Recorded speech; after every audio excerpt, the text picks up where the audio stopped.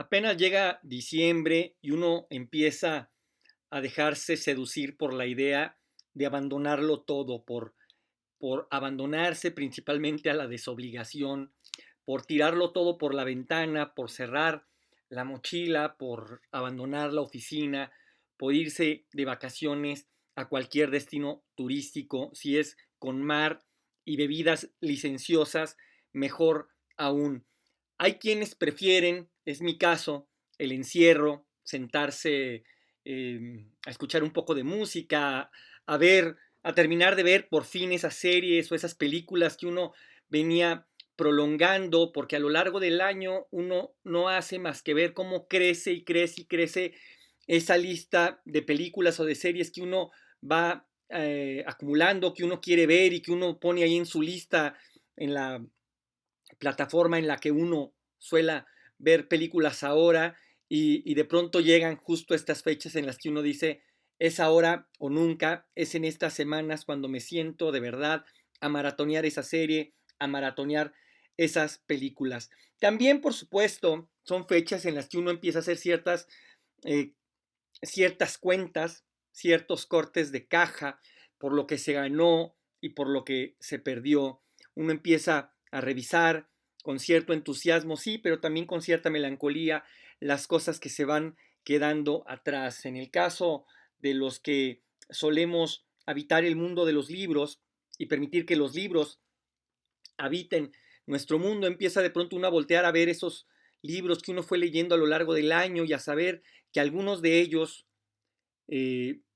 permanecerán en nuestra memoria, que algunos de ellos fueron algo más que una compañía, que fueron algo más que la lectura de cierto mes, que fueron algo más que el pretexto para abandonar la realidad por un rato, una semana, un mes, sino que uno fue afortunado y encontró en algunos de esos libros ciertas resonancias que uno sabe desde el principio que le van a hacer eco más adelante, que esos libros uno los va a recordar siempre y los va a recomendar siempre. Así que sí, sin más, ahora llega esa fecha del año en que todo mundo está haciendo las listas de los libros que más les gustaron, de esos mejores libros. En este espacio no somos como aquellos que leyeron 846 libros en el año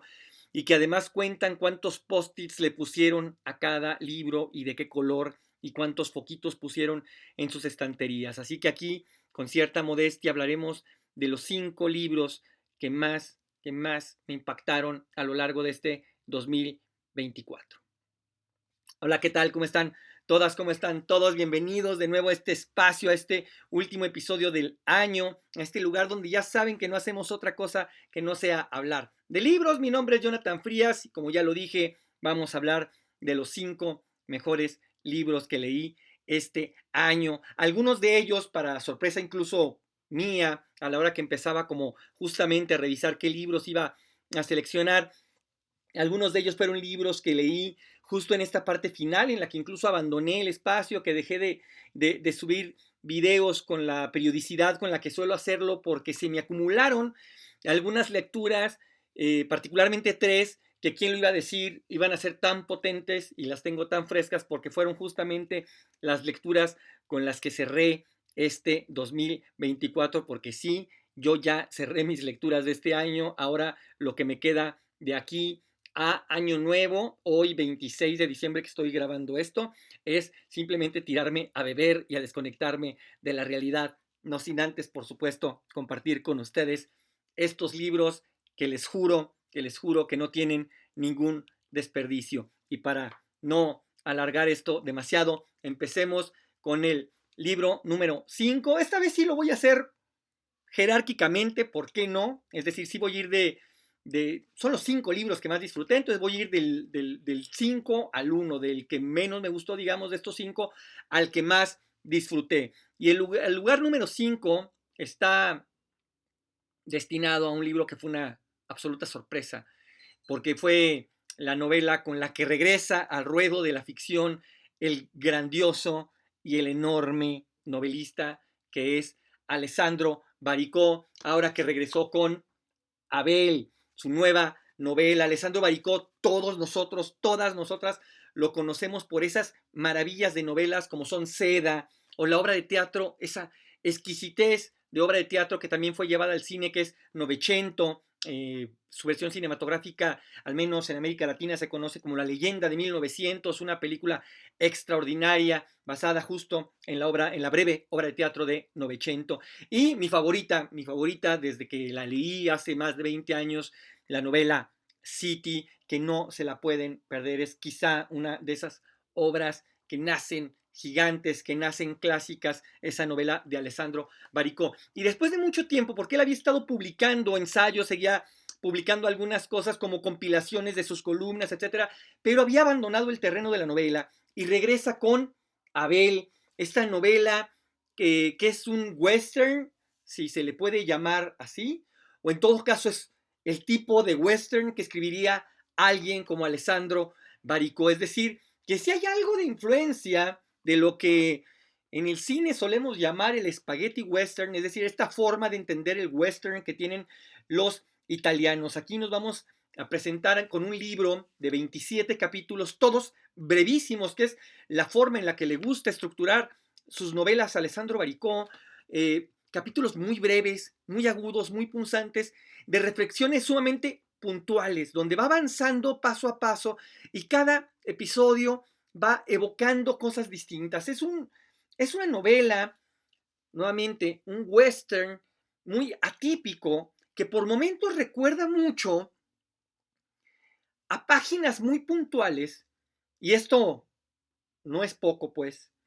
a páginas muy puntuales de Meridiano de Sangre de Cormac McCarthy. Es decir, hay una carga reflexiva y hay una carga filosófica muy profunda de parte de nuestro personaje principal, que va a ser Abel Crow. Es un personaje que va a ir atravesando una historia. Él es muy joven, él tiene 27 años, pero para el momento en el que empieza esta novela, en esta edad tan temprana de Abel Crow, él ya es una leyenda, ya hizo ciertas cosas que se nos van a decir, porque también como suele ser en la obra de Baricó, la memoria juega un rol muy importante, se va y se viene en los recuerdos como quien atraviesa habitaciones. Se se nos va a revelar qué son esos eventos que hicieron de Abel Crow una leyenda, pero a partir de eso también va a reflexionar sobre las consecuencias de aquellas acciones, consecuencias no siempre gratas, pero así como de pronto hay momentos de una belleza estética, descriptiva, narrativa, filosófica, que nos evoca justo a Cormac McCarthy, encontré también por momentos que que me resultaba de una profundidad psicológica y de tensión y de angustia, que a mí me hizo pensar de inmediato en dos obras de las obras breves y maravillosas y potentes de William Faulkner. Estoy pensando concretamente en Mientras agonizo y en El sonido y la furia. Es decir, que creo que esta novela de Abel es una novela de una belleza espectacular, de que nos remota a obras muy grandes. Es una novela que se mide entre colosos, pero que a diferencia de aquellas obras de McCarthy o de Faulkner, esta, como suele ser la obra de Alessandro Baricó, de un carácter mucho más accesible, es decir, que la agudeza y la profundidad no están en ningún momento peleadas con la claridad y con la transparencia. Alessandro Baricó es un escritor mayúsculo que se deja leer y sobre todo que se deja disfrutar, y por eso esta que fue justamente mi última lectura del año ocupa el quinto lugar de este conteo Abel de Alessandro Baricó. En cuarto lugar, otra novela que también es una novedad. Este año sí hubo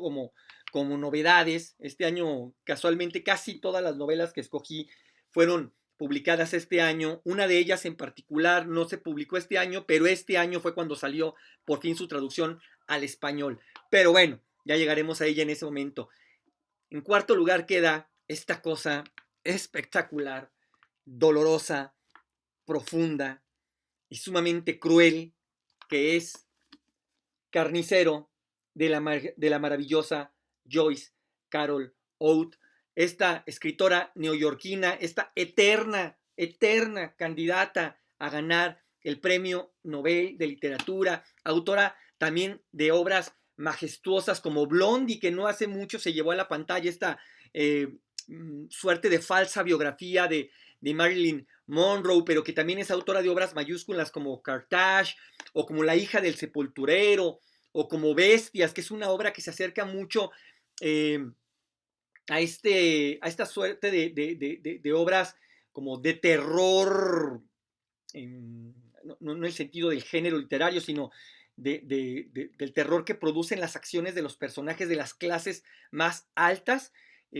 Para que nos quede más claro, más o menos lo que trato de decir es como muy cercano a ese tipo de obras que hace Preston Ellis, como American Psycho, por ejemplo. O sea, esta suerte de personajes psicópatas que están justo en las clases más altas de las élites académicas y económicas, y que hacen lo que hacen y que son capaces de hacer lo que son capaces de hacer porque se saben impunes. En ese carácter va la novela aquella Bestias. Pero esta novela, que es su más reciente novela, Carnicero, es una novela desgarradora desde el inicio. Personaje principal, Silas Baird, Silas Aloysius Baird, es un médico. La novela está situada en el siglo XIX y va a estar contada a manera de memorias. Todo esto es una ficción construida sobre una base real, es decir, que hay una investigación de la literatura clínica, de la literatura psiquiátrica, de lo que ocurría en el siglo XIX, y a partir de ese tipo de eventos que son reales, ella va a construir personajes ficticios sobre los que va a construir estas memorias. Aquí el narrador, si se puede llamar así, va a ser el hijo del personaje principal, nuevamente de Silas, Aloysius Baird. El hijo es Jonathan Baird. Él, al inicio de la novela, nos va a presentar una suerte de nota editorial donde él nos plantea que él encontró todos los cuadernos, todas las bitácoras, todos los diarios de su padre cuando fue director de un hospital psiquiátrico, y entonces decide que esas memorias merecen ser publicadas. Entonces, a partir de ahí, de esta pequeña advertencia que hace Jonathan Baird, vamos a entrar en los cuadernos de Silas Aloysius Baird, que es eso, un médico que estuvo al frente de un hospital psiquiátrico en Nueva Jersey, y que él tomó a una mujer que se llama Bridget, que es una mujer albina, que es una mujer sordomuda, que trabajaba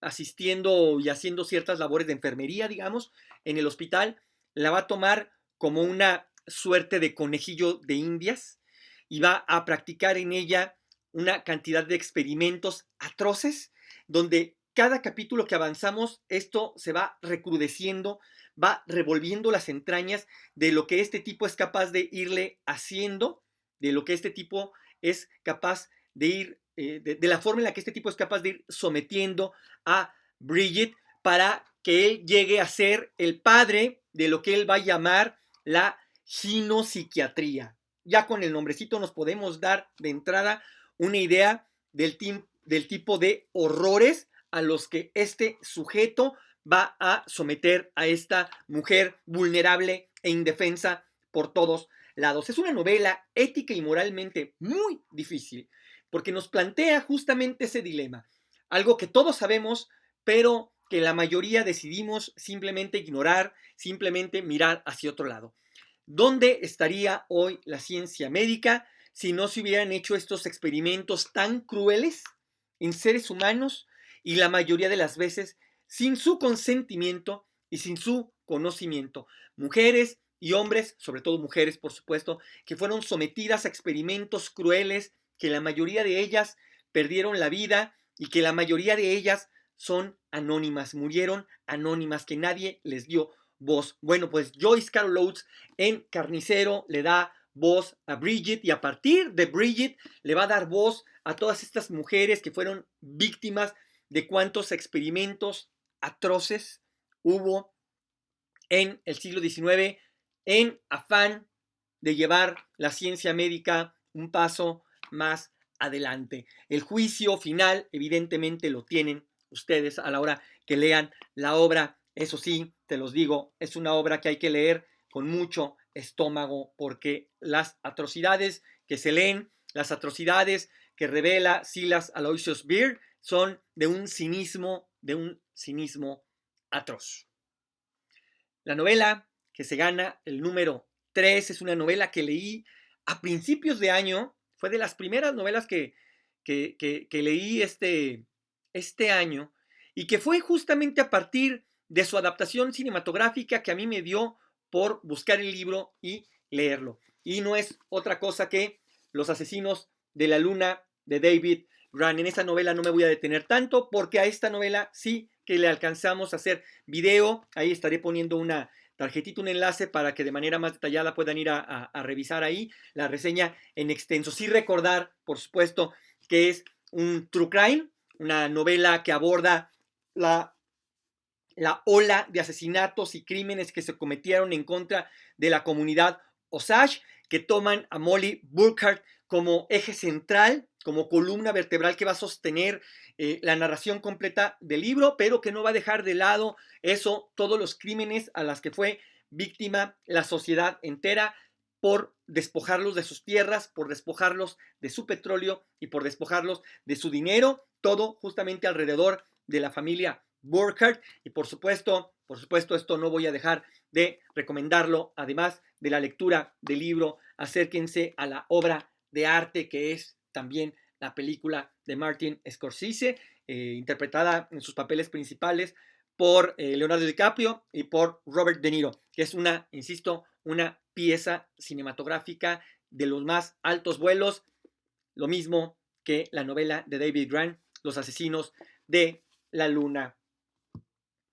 El número 2, la novela que se gana el número 2, fue justamente la novela con la que se arrancó las reseñas de este año, de este 2024, que además para mí fue como una tremenda sorpresa. Es una novela que se había publicado en 2023,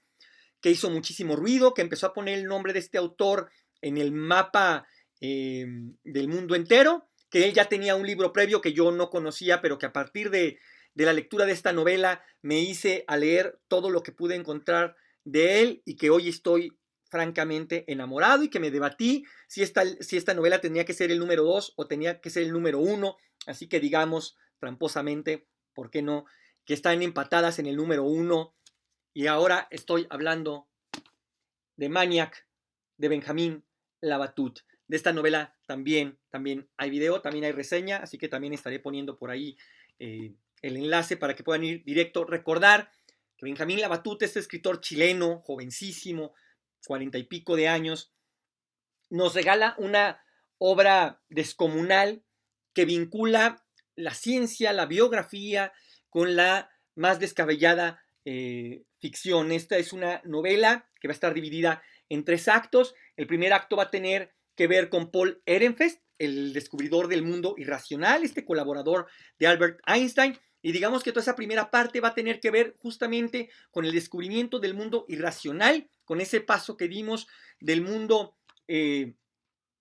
la relatividad general al mundo cuántico, lo que va a hacer que desfilen, ya saben, todos estos personajes que vimos en la película de Oppenheimer de Christopher Nolan, es decir, va a desfilar el mismo Oppenheimer, va a estar Niels Bohr, va a estar Born, va a estar Heisenberg, va a estar todos estos grandes y enormes físicos que estuvieron en activos todos al mismo tiempo en la década de los 50 y que por sus descubrimientos el mundo es lo que es hoy. Para dar paso justo a una segunda parte que esta va a estar, digamos, protagonizada por John von Neumann, que él es, digamos, el padre de lo racional. Entonces estas dos partes van a estar en una constante tensión entre eso, entre lo irracional y lo racional. Acá ya van a desfilar otro tipo de figuras. Va a desfilar, por ejemplo, y esto va a ser muy importante, la figura de Alan Turing, la aparición de las primeras computadoras y de lo que se empieza a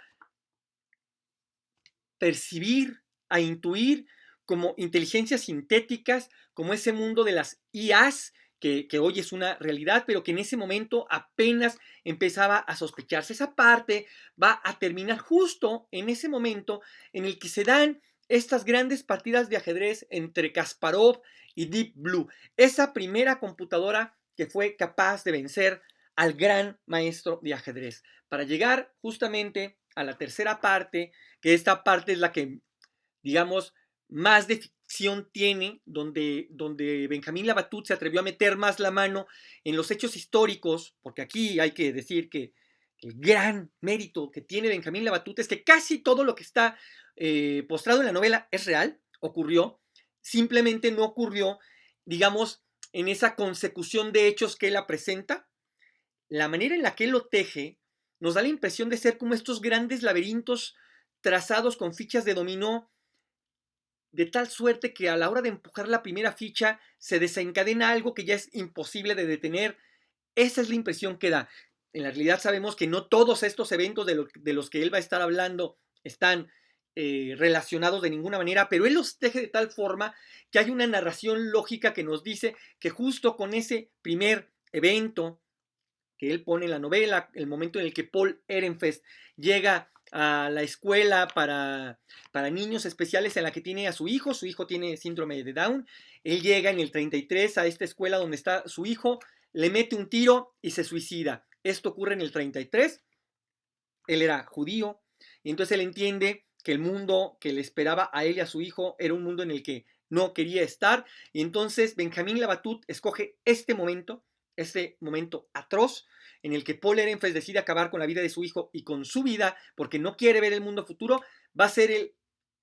la ficha de dominó que va a desatar todo. Hasta ese momento donde justo Deep Blue está derrotando a Kasparov y entra esta parte final de la novela, que es donde Lisidol, el gran maestro del juego Go, se enfrenta a las megas computadoras de ahora, a las megas inteligencias. Y este gran campeón de Go, que era el campeón invicto, empieza a ser derrotado con muchísima facilidad por estas computadoras. Hay una película concretamente que está en YouTube que pueden revisar sobre esa serie de partidas de Lee Sedol,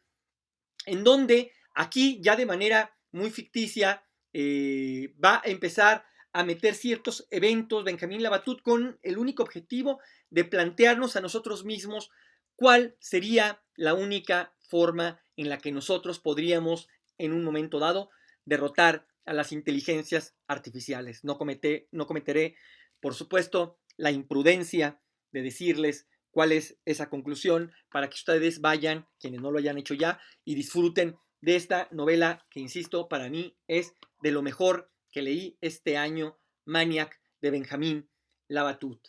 Y la novela, que se lleva el lugar estelar, aunque dijimos que iba a estar empatada con Maniac, también es una novedad. Es ese libro que ya mencionaba antes, ese libro que originalmente fue publicado en 2022, pero que a nuestra lengua llega apenas este año bajo el sello de Impedimenta, y estas dos pistas ya serán suficientes para que ustedes deduzcan que no estamos hablando de otra cosa que no sea de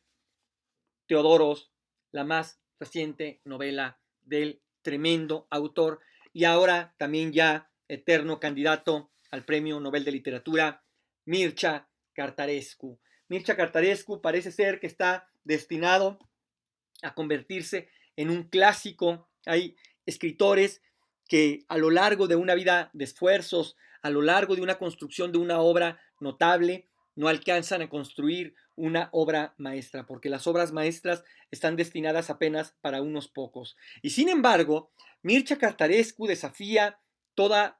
esta lógica y él ya es autor, lo podemos decir así, sin ningún problema, de al menos 2 o 3 obras maestras. Estoy pensando, por supuesto, en Nostalgia, estoy pensando, por supuesto, en su trilogía del Segador, el ala izquierda, el cuerpo y el ala derecho, pero por supuesto y sobre todo estoy pensando en Solenoide y ahora en Teodoros. Esta novela que es de un vértigo y que se desborda, es una novela increíble en el sentido estricto de la palabra, que no podemos dar crédito de lo que está pasando en ella. Es una novela que nos evoca a los más grandes escritores del siglo XX, es decir, que uno puede pensar en obras descomunales como Cien años de soledad de García Márquez, ahora tan en boga por la adaptación que hizo Netflix de esta obra, pero uno también piensa, por ejemplo, en la tremenda erudición de un James Joyce o en la tremenda erudición de un Tomás Mann,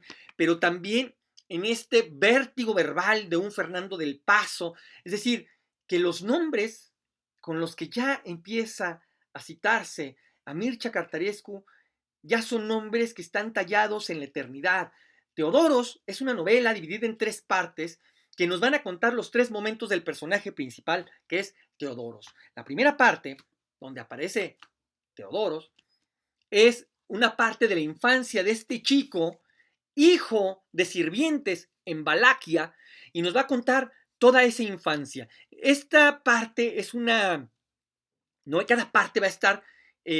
construida en un, no en un estilo técnico distinto, pero sí en un estilo narrativo distinto. Ahora me explico. La primera parte es un bullet roman al más estilo dickensiano, al más estilo de las novelas inglesas o francesas del siglo XIX. Nos van a contar la historia de este chico y de cómo este chico va a salir de Valaquia, esta historia de este hijo de sirvientes que va a terminar siendo emperador. Es la gran epopeya del personaje Teodoros. La segunda parte va a ocurrir en el mar Egeo y va a ser una historia de piratas, pero una historia de piratas en alta mar, no al estilo, un poco sí, estaba pensando en la isla del tesoro de Stevenson, solo que no en el sentido de que es una historia de aventuras, es más en el estilo del Corazón de las Tinieblas de Joseph Conrad o de las historias selváticas de Rudyard Kipling. Es decir, que es una historia de profundas reflexiones en los momentos más aciagos y de mayor soledad y de mayor riesgo de vida de este personaje, Teodoros. Para llegar a la tercera parte, donde él ya está en Etiopía y cómo este hombre eso va a llegar a ocupar el lugar que el destino le tenía preparado. Es una novela descomunal y mucho de eso tiene que ver con que técnicamente Mircea Castarescu hizo algo que se antoja imposible. Trabajar desde una voz narrativa que es una segunda persona. Esto puede ser no del todo extraño para quienes hayan leído, por ejemplo, Aura de Carlos Fuentes, aunque el ejemplo más claro va a estar en la plástica con las meninas, donde en las meninas Velázquez es el narrador, es quien está ahí pintando, pero el objeto de la pintura es uno mismo cuando se para frente a la obra. En Aura de Carlos Fuentes hay un narrador, sí, pero hay un personaje principal que eres tú, lector. La obra te está ocurriendo a ti mientras la lees, mientras llegas a esta vieja casona en la calle Donceles. En esta novela, el narrador siempre le está hablando de tú a Teodoros. Siempre le está diciendo a Teodoros desde un lugar sin tiempo su destino entero. Ese es el lugar donde Teodoro, es ese lugar en el tiempo, no en el espacio, es el lugar en el tiempo donde Teodoros va a sufrir esta suerte de revelación, como le ocurrió quizás a San Pablo en el desierto, esta revelación de lo que es su vida entera. Pero esta voz que le está hablando desde este tú no es una voz singular, es una voz que le está hablando desde un nosotros, es nosotros hablándole a un tú. Y esto es tan alevoso y tan complejo porque al final, en el tercer acto de la novela, se va a revelar quién es ese nosotros, quién es esa entidad celestial, dejémoslo ahí, que es la que le está revelando su destino épico, mítico, epopéyico a Teodoros y le está dando esto a dos manos como un regalo de virtudes, pero también como una condena de destinos. Es decir, que es una suerte de epopeya bíblica a lo Moisés por un lado, pero también es una suerte de tragedia griega a los Sófocles por el otro. Es decir, en esta novela va a vincularse la historia con la fantasía, con la mitología, con la ficción, con la biografía. Esta novela es un todo absoluto, como yo no había leído en muchísimos años. Teodoros de Mircea Cartarescu es sin duda el evento editorial de este 2024. Y hasta aquí llegamos. Este es el último episodio de este año. Nos vemos muy pronto. Espero hayan pasado una feliz Navidad, que vayan a pasar un extraordinario año nuevo y nos vemos con nuevos libros en el 2025. Mi nombre es Jonathan Frías. Hasta pronto.